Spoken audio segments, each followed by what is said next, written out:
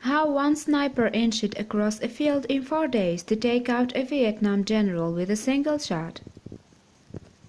A sniper inches forward through rough bush. He has been crawling on his belly for 4 days and 3 nights over a distance of 1,500 yards, but at last he has his target.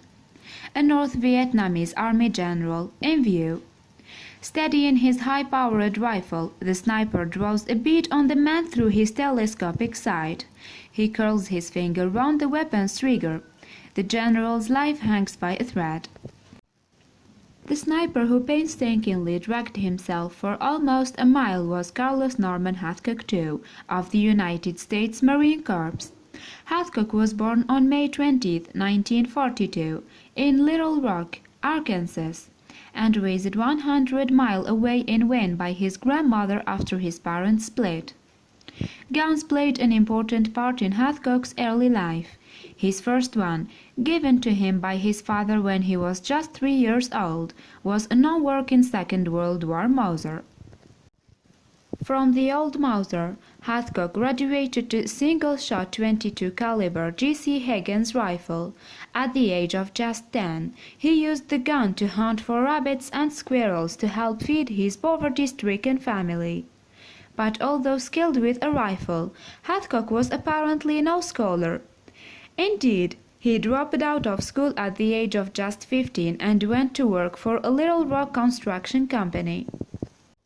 Reaching the age of 17, Hathcock was now able to further indulge his love of weaponry. Armed with the written authorization from his mother, necessary because of his tender years, Hathcock enlisted in the Marines at Little Rock on May 20, 1959. Hathcock was sent to a training facility in San Diego and showed himself to be a bit of a sharpshooter, and the young gun continued to demonstrate his firearms expertise after he moved to the Marine Corps Air Station at Cherry Point, North Carolina. On one of the ranges there, he achieved a near-perfect score of 248 out of a possible 250, a course record. In 1965, Hathcock's prowess with the gun saw him gain the lofty status of Marine Corps Distinguished Sniper. Later that same year, he competed at the 1,000-yard National High-Power Rifle Championship at Camp Perry. He won the competition outright, taking the prestigious Wimbledon Cup in the process. A year later, Hathcock was deployed to Vietnam as a military policeman. By that time, the U.S. was well and truly embroiled in the war between the American-backed south of the country and the communist North Vietnam. In March 1965, some 3,500 Marines had arrived in Vietnam, marking the start of America's involvement in ground fighting. By December 1965, there were 200,000 American troops in the country. Hathcock arrived in Vietnam in 1966, but he wasn't content with his role as a military policeman and volunteered for combat duty. A transfer to the 1st Marine Division Sniper Platoon soon followed. During his 2 tours of Vietnam, Hathcock killed a confirmed total of 93 enemy personnel with his sniper's rifle. It's an astonishing tally, but it doesn't actually paint a true picture of his uncanny eye for a shot. That's because to get a confirmed kill, there had to be a third party present, in addition to the sniper's spotter, and that witness had to be an officer. However, in the heat of battle, this demanding authentication process was often impossible. Hathcock himself reckoned that he had shot and killed somewhere between 300 and 400 of the other side. In any case, the heavy toll that Hathcock was taking on the enemy did not escape the attention of the North Vietnamese. In fact, so concerned were they that the North Vietnamese actually put a price on Hathcock's head. This wasn't unheard of during the war, but in Hathcock's case the bounty was 3 years' pay, the equivalent of around $1,000. That was a truly handsome sum to a North Vietnamese soldier in the 1960s.